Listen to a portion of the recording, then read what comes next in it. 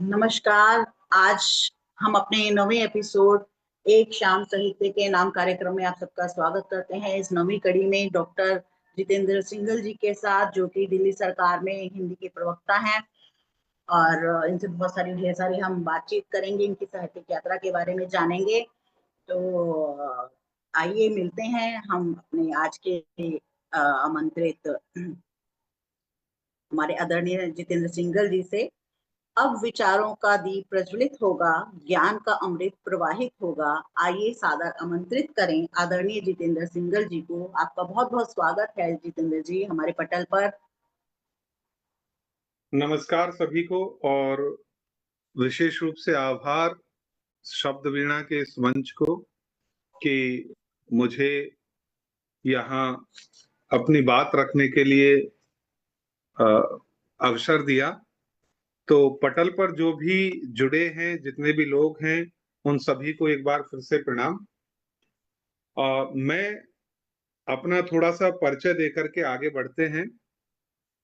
मैं जितेंद्र कुमार, और व्यक्तिगत परिचय ये है कि राजस्थान के भरतपुर जिले के एक छोटे से गांव में जन्मा, और वहीं पे माध्यमिक शिक्षा प्राप्त करके और शिक्षा स्नातक की उपाधि लेकर के अध्यापन का कार्य मैंने स्वीकार किया। क्योंकि बचपन से ही कहीं ना कहीं ऐसे गुरुजनों का सानिध्य रहा जिन्होंने शिक्षा को इस तरीके से पिरोया मेरे मनो मस्तिष्क में कि मैंने भी ये बीड़ा उठाया। क्योंकि कहा जाता है कि इंसान होना भाग्य है, शिक्षक होना सौभाग्य है।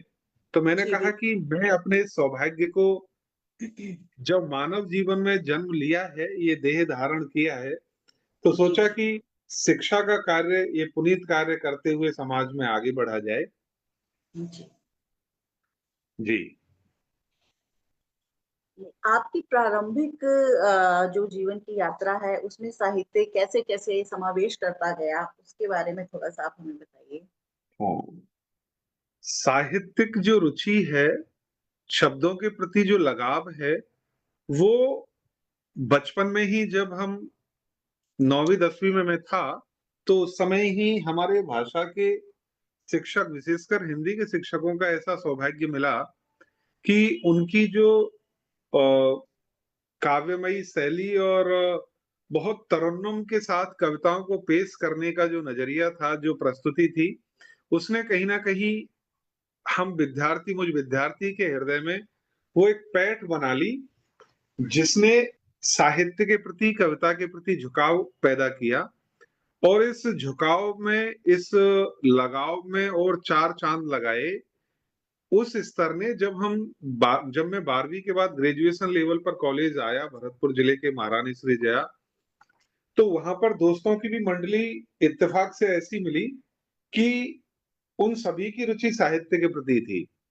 तो भाषा के प्रति और विशेषकर काव्य के प्रति इस लगाव ने मुझे साहित्य के तरफ मोड़ दिया। जी उसमें बस ये था कि काव्य के प्रति कम था, क्योंकि कॉलेज स्तर पर वाद विवाद, डिबेट और समीक्षा, गद्य लेखन इत्यादि पर बहुत चर्चाएं हुआ करती थी। और इसको सौभाग्य ही कहेंगे कि एक अच्छा गुरु मिल जाना, एक अच्छे शिक्षक मिल जाना बड़े पुण्य कर्म का काम है। तो जी कॉलेज स्तर पर मेरे पूजनीय गुरुजी केसी गोस्वामी जी, जो आजकल राजस्थान मैं और ब्रज भाषा अकादमी के अध्यक्ष हैं, उनके सानिध्य में, उनके चरणों में रहते हुए ये सब कुछ सीखा। हिंदी साहित्य की थोड़ी सी एबीसीडी सी, थोड़ी सी समझ पैदा हुई। और वहीं से फिर थोड़ा सा ये हुआ कि चलो, अब इस इस शिक्षा के कार्य को बच्चों के लिए समर्पित किया जाए और शिक्षा में अपना कदम आगे बढ़ाया जाए। जी। तो आपका जो हम कह सकते हैं जो मुख्य आपका लेखन है वो गद्य है। हाँ, गद्य और समीक्षा में है। जी कविता शौक से के चलते और तरन्नुम की पैठ बचपन से ही मन में और मस्तिष्क में रहने के कारण यदा कदा कविता भी लिखी है, लेकिन ज्यादातर मंचों पर, सभाओं में वार्तालाप करना, डिस्कशन करना और समीक्षा के तौर पर अपनी बात रखना ज्यादा जी पक्षधर रहा है। जी जी।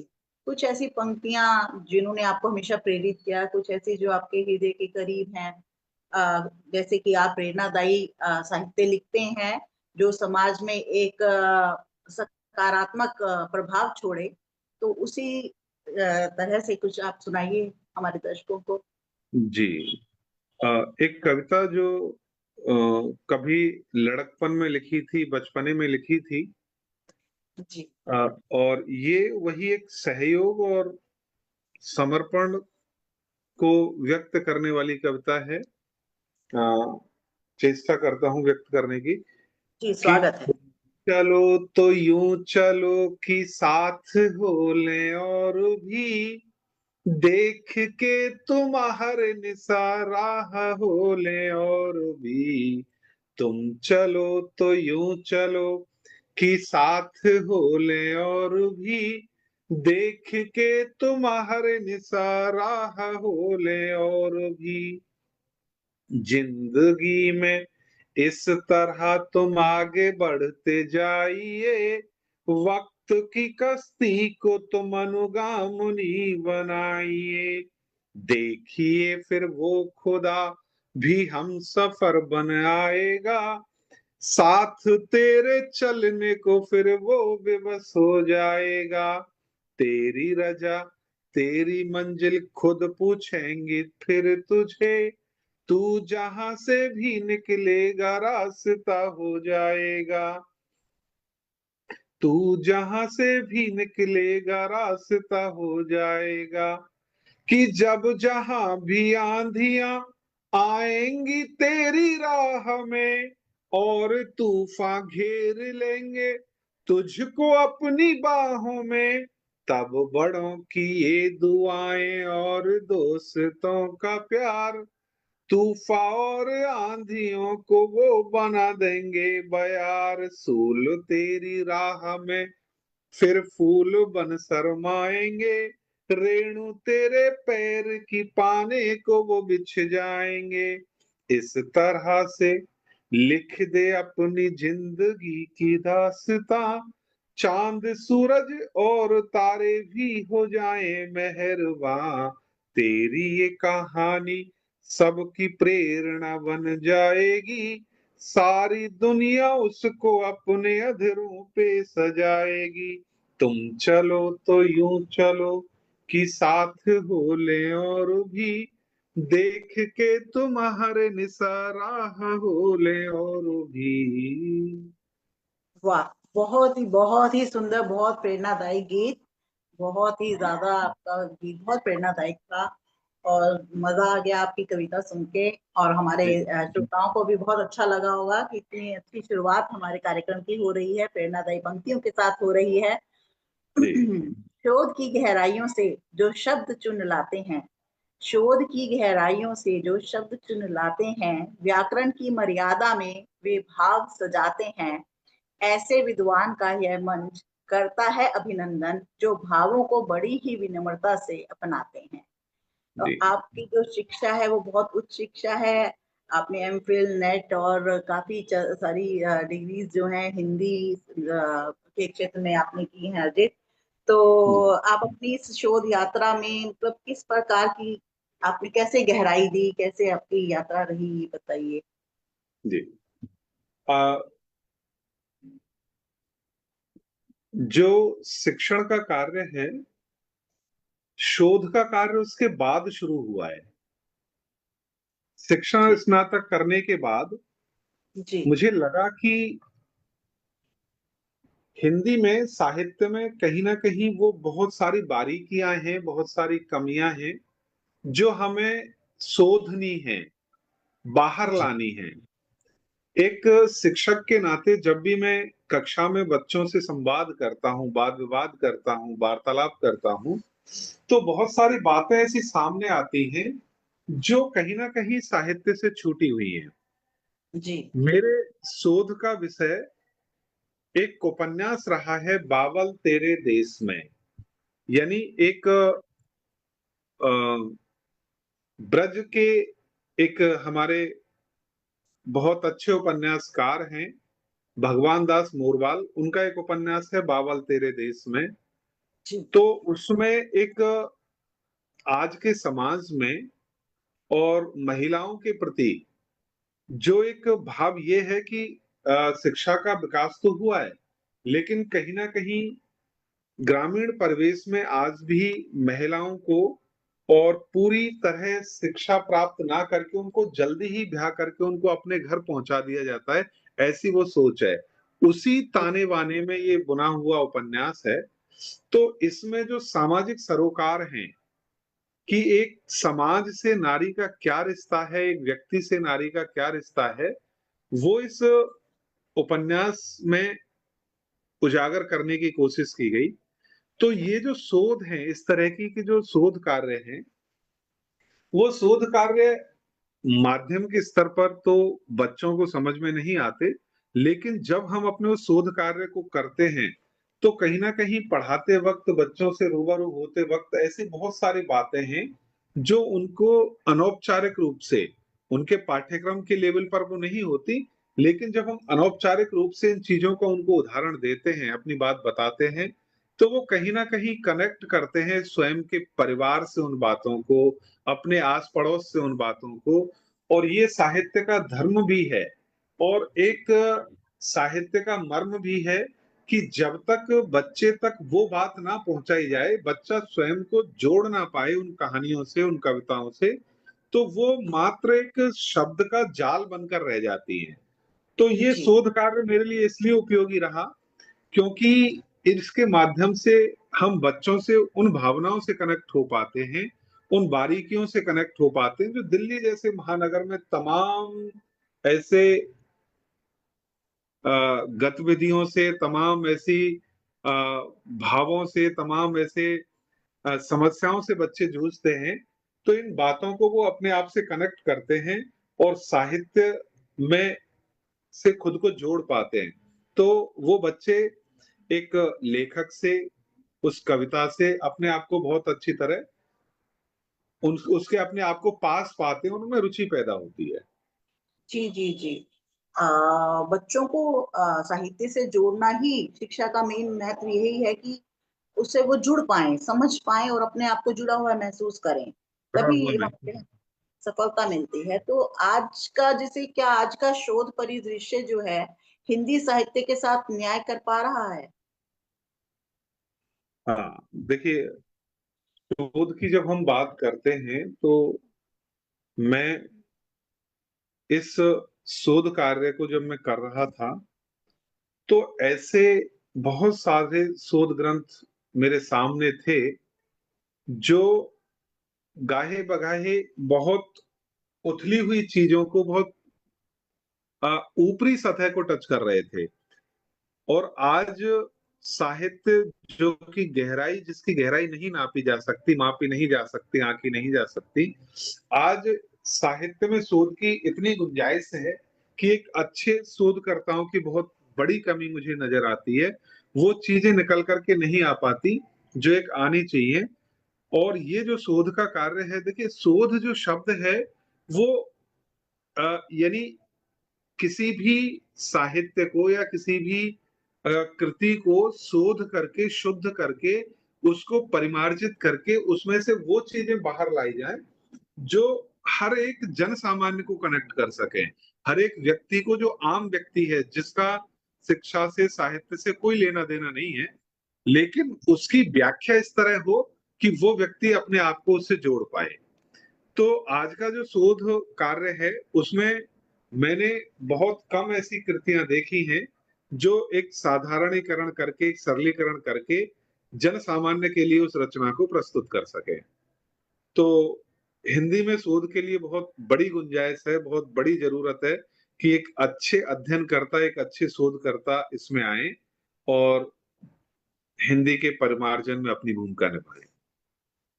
जी, जैसे अकादमिक हिंदी और रचनात्मक हिंदी, इन दोनों में आप क्या अंतर महसूस करते हैं?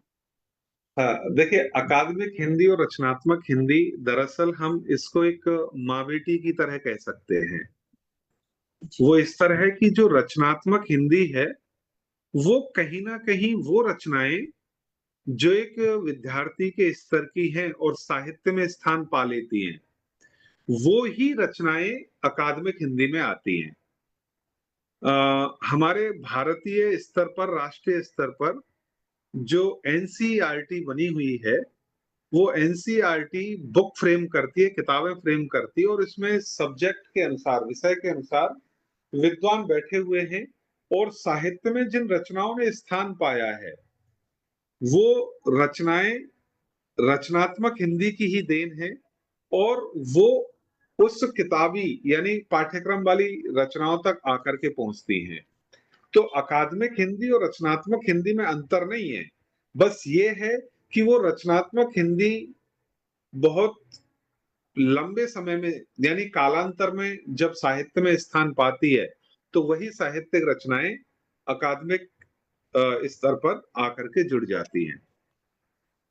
जी। हाँ, लेकिन जैसे इसमें एक जो चिंता की विषय वो है, ये है कि अ, बहुत लंबे समय के बाद, यानी साठोत्तरी जो कविता है 1960 के बाद की, उसमें से हम 80-90 तक कह लें, लेकिन पिछले 1-2 दशकों से ऐसी कोई रचना नहीं आई जो अकादमिक पुस्तकों में अपना स्थान बना पाए, क्योंकि कहीं ना कहीं उसमें वो गहराई नहीं है, वो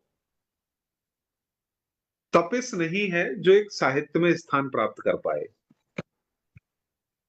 जी, आपने सर एमफिल और नेट जैसी उपलब्धियां प्राप्त की हैं, तो इस जो आपकी शोध यात्रा रही, इसने आपकी सोच पर किस प्रकार गहराई दी? अ, इसमें यह है कि जब मैंने शिक्षा स्नातक और स्नातक की, और इसके बाद जब मास्टर डिग्री यानी एमए हिंदी में किया, तो उस समय तक मुझे ये लगता था कि जो भी रचना हम पढ़ रहे हैं, वो एक इस तरह है, जैसे मान के चलिए एक बच्चे को कोई खिलौना दिलाया, और खिलौना उनके माता पिता ने वो सो रैक में लाकर रख दिया, और बच्चा फिर उसको देख रहा है, उसका आनंद ले रहा है। लेकिन एक दिन क्या हुआ कि उस बच्चे ने उस खिलौने को उस स्थान से उठाया, और उसको तोड़ फोड़ के उसका पूरा अंदर से हिसाब किताब देखा कि इसमें क्या है, क्या मशीनरी है। तो जब एमफिल की, तो शोध कार्य किया, तो मुझे लगा कि हमने अब तक जो हिंदी को पढ़ा, जो जी। हिंदी को जिया, वो बहुत सतही था। और शोध करने के बाद हमें ये लगा कि हमारी भी कुछ इसमें गुंजाइश थी, हमारा भी इसमें कुछ कंट्रीब्यूशन हो सकता था, हमारा भी कुछ उसमें योगदान हो सकता था। तो वो एक योगदान के रूप में जब एक पुस्तक निकल के आई, तो लगा कि हाँ, साहित्य को शोधने में जो प्रयास होते हैं, वो प्रयास साहित्य को पढ़ने में और पढ़ करके उत्तर लिखने में नहीं थे। तो शोध कार्य ने काफी अच्छी समझ और साहित्य को बहुत अच्छी तरह से समझने की सोच विकसित की। जी, तो अभी आपकी कोई किताब, आगामी पुस्तक जिसपे आप जो पाठकों के मध्य आने वाली हो, जिसपे आप काम कर रहे हो? पाठकों के लिए तो नहीं है किताब, दरअसल वो विद्यार्थियों के लिए है। जी। विद्यार्थियों से जुड़ा हुआ अकादमिक किताब है, व्याकरण पर एक किताब लिख रहा हूं मैं। तो क्योंकि आजकल अकादमिक स्तर पर और प्रतियोगी स्तर पर भी एक बहुत जरूरत है एक व्याकरण की पुस्तक की। तो इन प्रतियोगिताओं को और कक्षाओं को, 10वीं 12वीं की कक्षाओं को ध्यान में रखते हुए, दोनों स्तरों को ध्यान में रखते हुए, दोनों का समायोजन करते हुए किताब लेखन के दौर में है, जो शीघ्र ही प्रकाशित होगी।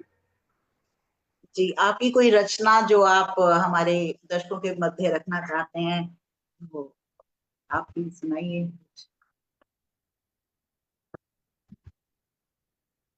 आ, एक रचना जो थोड़ी प्रेम पे आधारित है, जी। मैं रख देता हूँ। जी, स्वागत है। उनको खुदा से कहाँ फुर्सत है इन दिनों, कि उनको खुद आप से कहाँ फुर्सत है इन दिनों।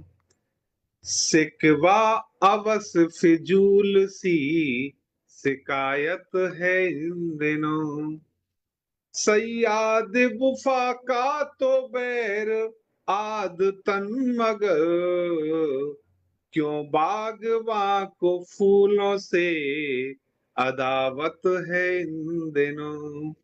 क्यों बागवा को फूलों से अदावत है इन दिनों। कि दुनिया की भीड़ में गरीब बसाएगा घर कहाँ। दुनिया की भीड़ में गरीब बसाएगा घर कहाँ। आकाश पर जमीन की जो कीमत है इन दिनों। आकाश पर जमीन की जो कीमत है इन दिनों।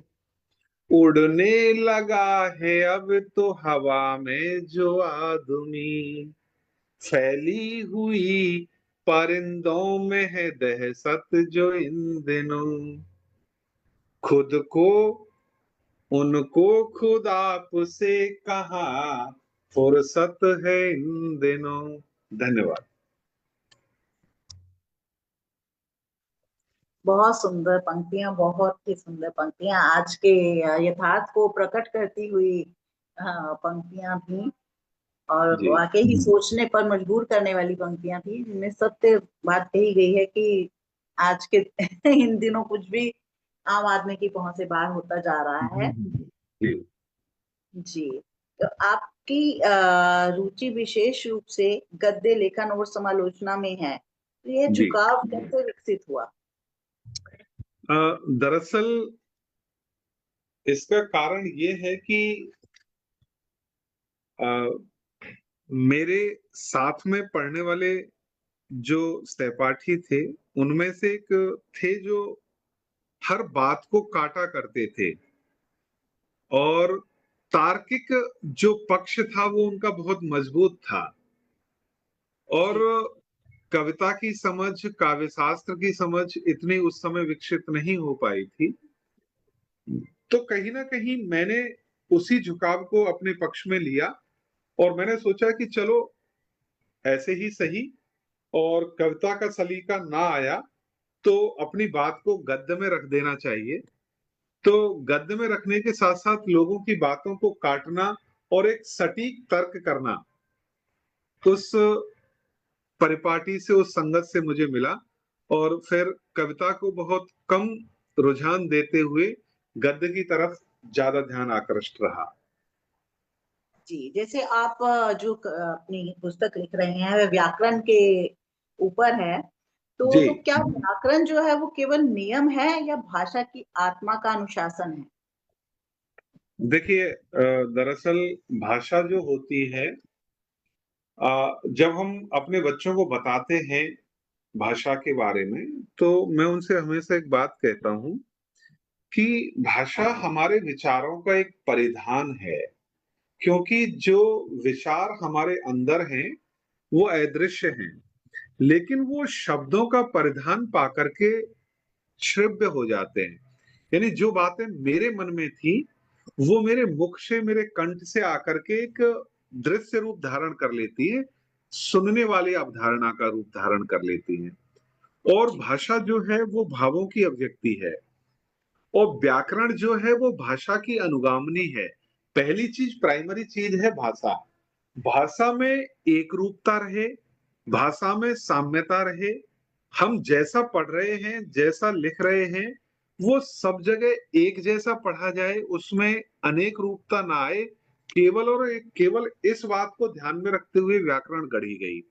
व्याकरण का उद्देश्य भाषा को अनुशासन में रखना नहीं है। भाषा का उद्देश्य, वो व्याकरण का उद्देश्य है कि भाषा में एक रूपता आए। और एक रूपता आने से दरअसल होता क्या है कि भाषा का विस्तार होता है देश कालांतर में। अगर भाषा का विस्तार नहीं होगा तो भाषा मर जाएगी, मृत हो जाएगी। तो भाषा की जीवंतता बनाए रखने के लिए व्याकरण की जरूरत पड़ती है, और व्याकरण का काम ही ये है कि भाषा की एक रूपता बनी रहे, भाषा का एक निश्चित स्वरूप हमारे सामने रहे। और निश्चित स्वरूप होने का उद्देश्य ये होता है कि जब भाषा पीढ़ीगत पीढ़ी आगे बढ़ती है, तो उसका एक फ्रेम, एक निश्चित फ्रेम हमारी पीढ़ी तक पहुंचे। जी। तो आपको लगता है कि आज की जो पीढ़ी है वो भाषा की शुद्धता से दूर हो रही है? हाँ, शुद्धता की तो बहुत कमी है। वो मुझे इस तरह प्रतीत होता है कि जब हम बच्चों को पढ़ाते हैं, तो साइंस के भी, विज्ञान के भी विद्यार्थी हैं, कॉमर्स के भी विद्यार्थी हैं, और उन विद्यार्थियों को हिंदी भाषा और साहित्य के रूप में हम जब पढ़ाते हैं, तो कॉपियां जांचते वक्त ये बहुत कमी करती है कि वो वर्तनी के स्तर पर इतनी गलतियां करते हैं कि वो अपने भाषा के मूल रूप से दूर होते जा रहे हैं। तो वर्तनीगत अशुद्धि जो है, वो एक बहुत चिंता का विषय है, और इस चिंता के विषय को दूर करने के लिए व्याकरण का दामन पकड़ना मुझे बहुत जरूरी लगा। और जब हम सेशन शुरू करते हैं, सत्र शुरू करते हैं, तो मेरी ये कोशिश रहती है कि मैं पाठ्यक्रम से बाद में जुड़ता हूँ, बच्चों की उन कमियों को मैं दूर करने की कोशिश करता हूँ, जहां पर वो अपने लेखन और पठन के स्तर पर बहुत अशुद्धियां कर रहे हैं। तो एक दो सप्ताह मेरे उन्हीं एक दो सप्ताह की कक्षाओं की जो समय है, उनकी वर्तनीगत अशुद्धियों को दूर करने में जाता है।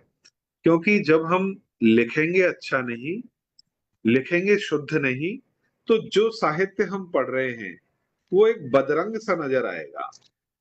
जी। आजकल हिंदी की जगह इंग्लिश ने ले ली है।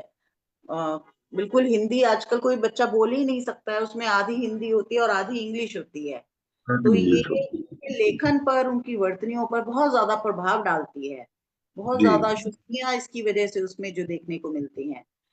आप अपने जो आपके स्टूडेंट्स हैं, विद्यार्थी हैं, आप उनको हिंदी साहित्य में लेखन के लिए भी प्रेरित करते हैं?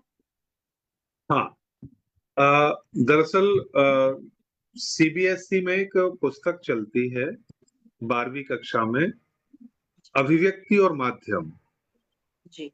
अभिव्यक्ति और माध्यम, ये पुस्तक दरअसल पत्रकारिता को समर्पित है। पत्रकारिता के गुण इसमें सिखाए जाते हैं। तो पत्रकारिता के गुण के साथ साथ इसमें एक दो चैप्टर और हैं जो बड़े मजेदार हैं, कि कविता क्या है और कैसे लिखें कहानी। जी। ये दोनों जो अध्याय हैं, हम चाहें तो बच्चे लिखेंगे या नहीं लिखेंगे ये मुझे नहीं पता, लेकिन उनको अंक मिलेंगे इस बात के, इसलिए जरूर लिखते हैं वो। जब कैसे लिखें कहानी और कविता क्या है, ये दो पाठ जब वो पढ़ते हैं, तो कहानी लिखने के लिए वो विवश होते हैं, और अपने पाठ्यक्रम के साथ साथ इन दो पाठों के माध्यम से वो लिखने की कोशिश भी करते हैं।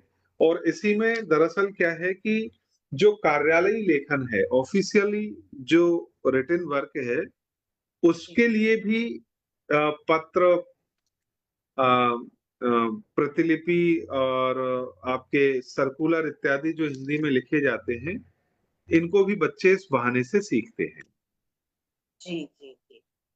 तो जैसे सोशल मीडिया का अब दौर है, तो सोशल मीडिया के दौर में हिंदी की जो संरचना और शुद्धता है उसको कैसे बचाया जा सकता है? जैसे मैंने कहा कि इंग्लिश का बहुत ज्यादा प्रभाव हो गया है, तो उस हम्म। शुद्धता को, संरचना को कैसे बचाएं?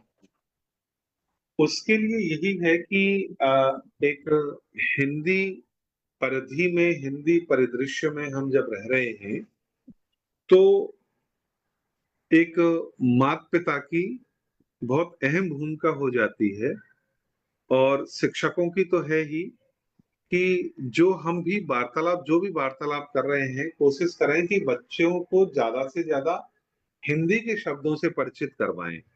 बोलचाल में हिंदी के शब्दों को ज्यादा काम मिले।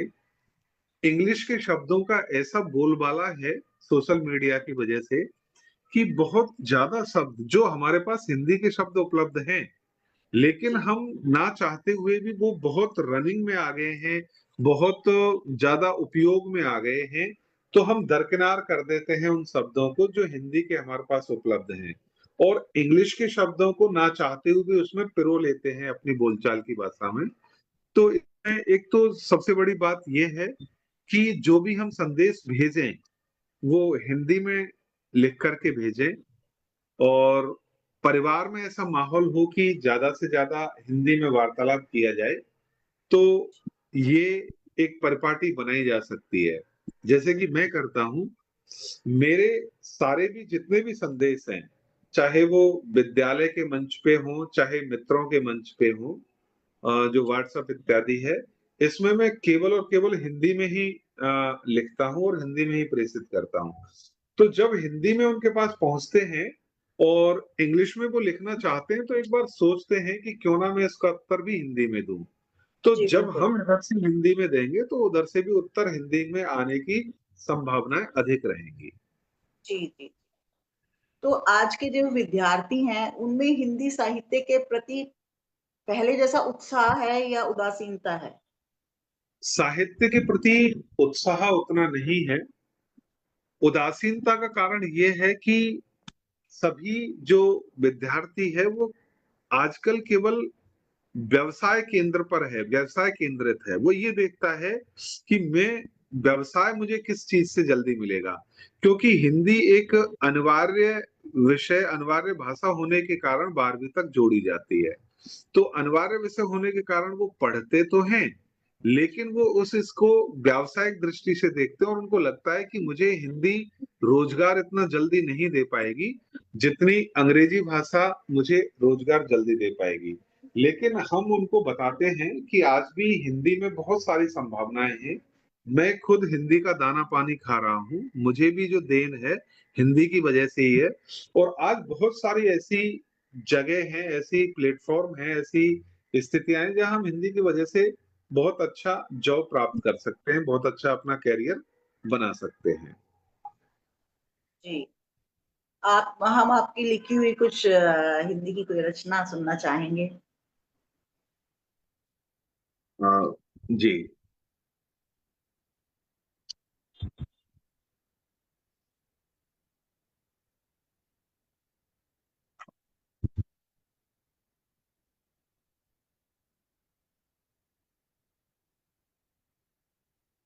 अ,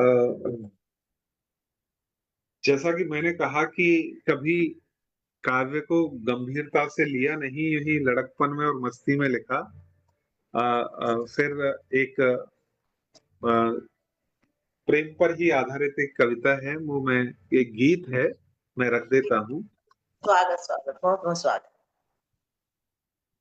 एक पतंगा ही था, राख में हो गया, तू तो सोना रही, खाक में हो गया, खाक में हो गया। एक पतंगा ही था, राख में हो गया, तू तो सोना रही, खाक में हो गया, खाक में हो गया। कर दिया हाल बेहाल इस प्यार ने, तोड़ कर रख दिया तेरे इनकार ने। कर दिया हाल बेहाल इस प्यार ने, तोड़ कर रख दिया तेरे इनकार ने। आंसुओं से भरी आंख में हो गया, तू तो सोना रही, खाक में हो गया, खाक में हो गया। दूर जब से तू मुझसे ए मनमीत है, ये अधूरा तभी से मेरा गीत है। दूर जब से तू मुझसे ए मनमीत है, ये अधूरा तभी से मेरा गीत है। टूटी सूखी हुई साख में हो गया, तू तो सोना रही, खाक में हो गया, खाक में हो गया। भूल कर मुझको तू खुश तो होगी, मगर क्यों दे गई मुझको ये अधूरा सफर।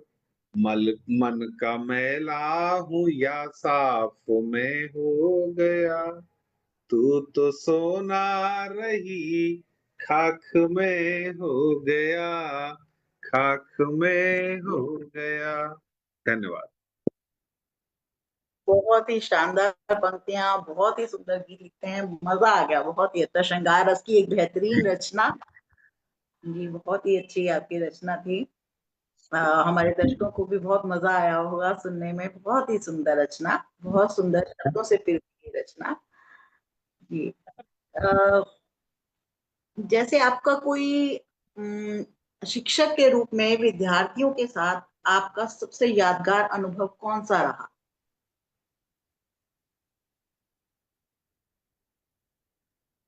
दरअसल शिक्षक के रूप में यादगार पलों की तो कोई गिनती नहीं है।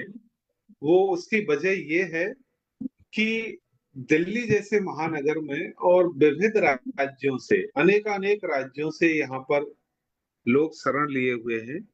कोई और मूल है रोजगार। तो दिल्ली के सरकारी विद्यालयों में ज्यादातर वो बच्चे हैं जो पूरी तरह मुफलिसी के मारे हुए हैं, जिनके माँ बाप किसी ना किसी रोजगार की तलाश में यहाँ आए हैं। तो एक बार की बात है कि मैं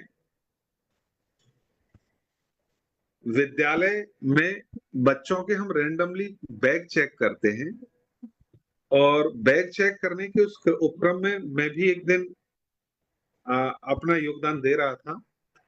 तो मैंने देखा कि एक बच्चे के बैग में, और जब हम राजमिस्त्री का काम करते हैं जो प्लास्टर के लिए एक औजार काम में आता है, जी। आ, मुझे उसका नाम याद नहीं आ रहा, वो उसके बैग में था। चौड़ा सा होता है जो बस। हाँ, जैसे प्लास्टर करते हैं हाँ। एक, मतलब। तो मैंने कहा कि बेटा ये आपके बैग में क्यों? तो उन्होंने कहा कि सर मैं विद्यालय के बाद और पापा के साथ इस राजमिस्त्री के काम में सहयोग के लिए जाऊंगा। तो मैंने कहा ये बैग में क्यों लेकर के आए? तो उन्होंने कहा कि पापा आज ले जाना भूल गए थे, मैं जब विद्यालय से जाऊंगा तो वहां होते हुए जाऊंगा। जी। तो वो, यानी बच्चों का पढ़ाई के साथ साथ अपने माता पिता के साथ सहयोग करना, और जी। इस शिद्दत से करना कि मेरा पिताजी का कोई सामान ना छूट जाए, जी। और वो उसको बैग के साथ लेकर के चला। तो जी। इस तरह की बहुत सारी ऐसी घटनाएं हैं जो बच्चों की याद रहती हैं। जी, उनकी संवेदनशीलता दिखाती है कि वो कितना हाँ, जुड़े हुए। जो अपने माता पिता से जुड़े हुए हैं और उनका वो भरसक सहयोग करना चाहते हैं। लेकिन साथ ही साथ ऐसा भी है कि बहुत संक्रमण है दिल्ली के माहौल में। यहाँ पर कुछ बच्चे ऐसे भी हैं जो नशे की आदत से में पड़ जाते हैं। तो जी। कई बच्चों के साथ बैगों में ऐसे भी सामग्री निकलती है जो नशे की सामग्री होती है। तो उनको फिर मतलब समझाना, उससे दूर करना, जो एक शिक्षक का दायित्व है, केवल शिक्षा से ही नहीं है, उनको सामाजिक परिवेश से भी जोड़ना है, उनको स्वस्थ सामाजिक परिवेश देना है। तो पढ़ाने से ज्यादा उनको समझाना, और समझा करके एक सही रास्ते पर उनको लेकर के आना, ये हमारे प्रयास रहते हैं। जी। क्या साहित्य समाज को बदल सकता है या केवल दिशा दिखा सकता है? आपके क्या विचार हैं? देखिए, साहित्य जो है समाज को दिशा दिखाता है, और उस दिशा को समझकर उस पर काम करने का काम होता है सामाजिक व्यक्ति का। यानी अगर वो जो दिशा समाज को दिखाई है समाज साहित्य ने, और उस पर दिखाई गई दिशा पर यदि हर व्यक्ति काम करता है, तो वो बदलने के प्रारूप में आ जाती है। तो समाज के लिए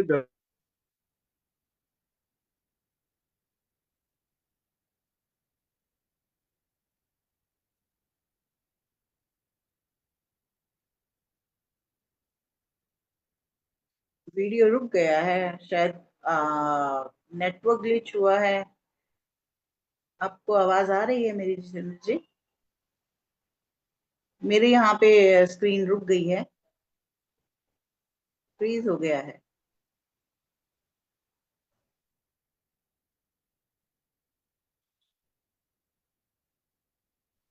आपकी आवाज आ रही है, आ रही है, आ रही है, आपकी आवाज आ रही है। अब जितेंद्र जी की आवाज नहीं आ रही है मुझे, उनकी साइड की स्क्रीन फ्रीज हो गई है।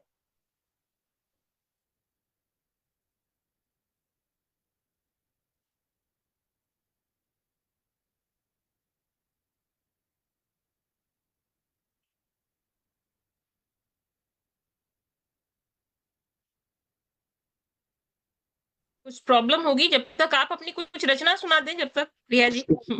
आ गए आ सर, गई। हाँ। कुछ नेटवर्क ग्लिच हुआ है शायद, तो बीच में आपके हम्म, वॉइस चली गई थी।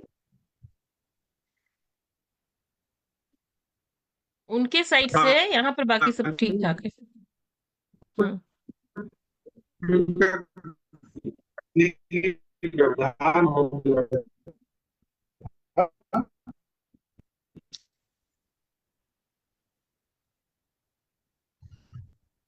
आपकी तरफ से सर प्रॉपर वीडियो नहीं आ रहा है, रुक रुक के वीडियो आ रहा है। आप ऐसा करें, तब तक आप अपनी कुछ रचना सुना दें, है ना, हम लोग सुन लें। जी जी। जब तक सर एक बार आप जो है फिर से ज्वाइन कर लें, एक बार लेफ्ट होकर आप फिर से ज्वाइन कर लीजिए।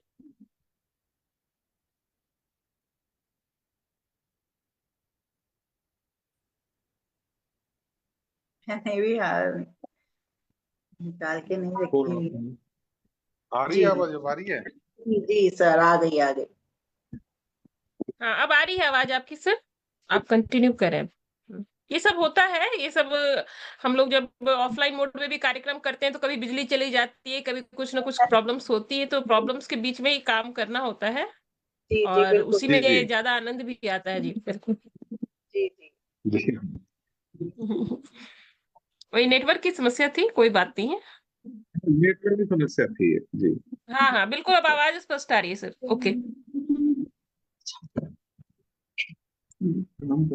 जी जी, तो हम बात कर रहे थे कि क्या साहित्य समाज को बदल सकता है या केवल दिशा दे सकता है। आप उसमें अपने विचार हाँ, रख रहे हैं। वॉइस चली गई थी। तो हाँ, तो उस पर यही था कि साहित्य जब संदेश के रूप में समाज तक जाता है तो वो जी एक संदेश देता है समाज के लिए, और वो संदेश जब व्यक्ति द्वारा, समाज द्वारा जब पाला जाता है या अपने जहन में उतार करके उस पर काम में लिया जाता है, तो वो समाज उस समय, वो साहित्य उस समय समाज को बदलने का काम कर रहा होता है।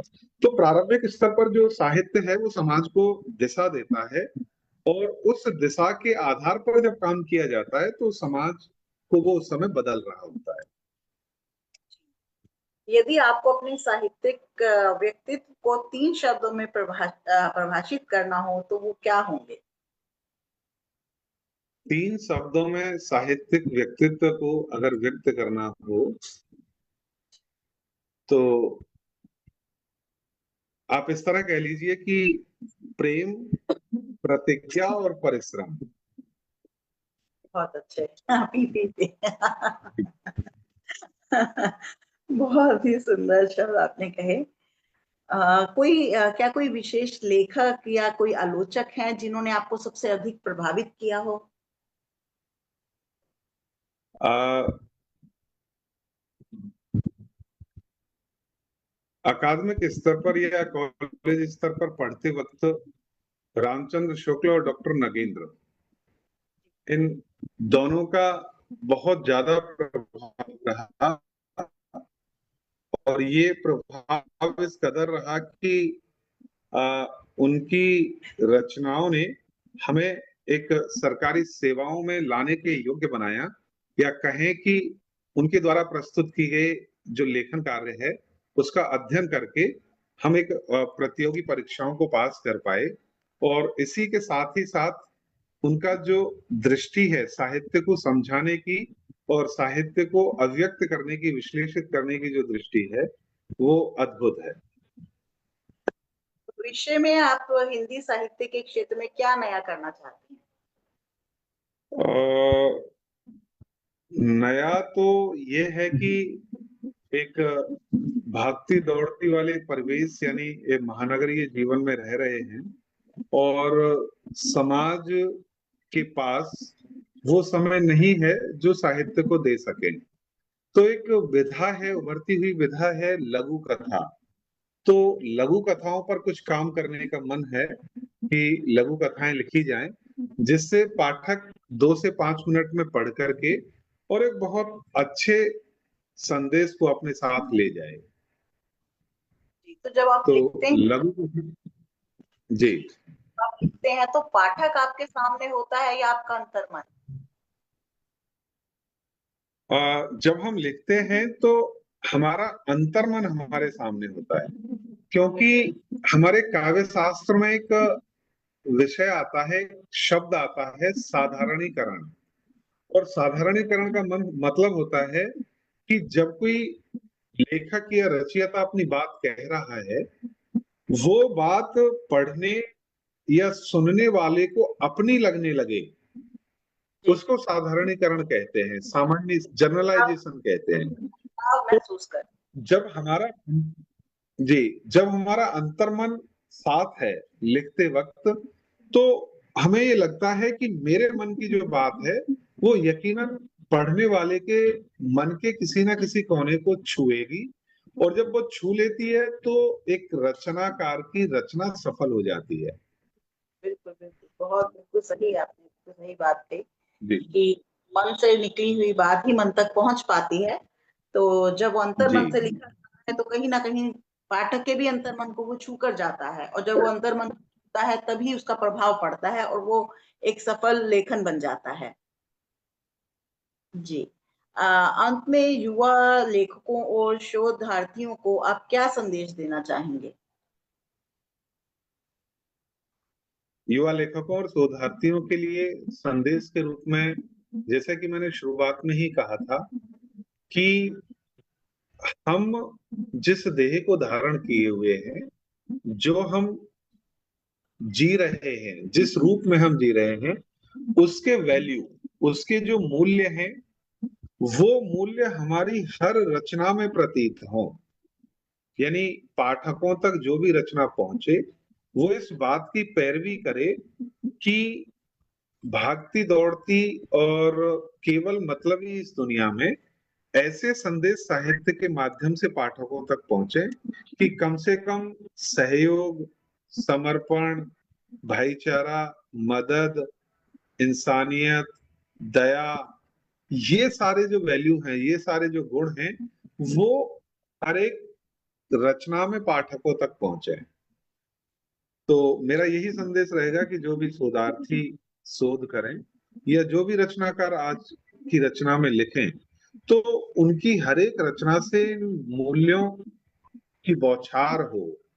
यानी ये मूल्य उनकी हर एक रचना से प्रपुष्टित हो और पाठकों तक पहुंचे, ताकि साहित्य जो है वो मानवीय मूल्यों को बचाए रखने का एक सशक्त माध्यम बन सके। जी, बहुत सुंदर आपके विचार।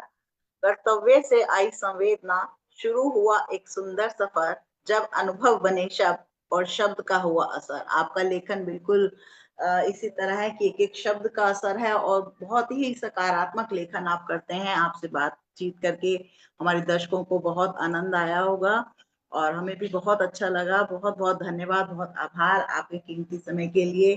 और अब हम मिलेंगे अगले महीने फिर एक नए एपिसोड के साथ, फिर एक नए मेहमान के साथ अपने कार्यक्रम एक शाम साहित्य के नाम में। तब तक सबको शुभ रात्रि। बहुत बहुत धन्यवाद, बहुत बहुत आभार। नमस्कार।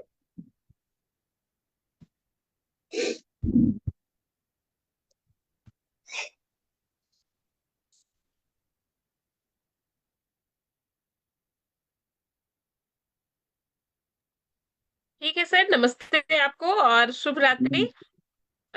शुभ रात्रि। हाँ। जी, जी, जी, जी। अब मैं इसको लाइव स्ट्रीमिंग को ऑफ कर देती हूँ।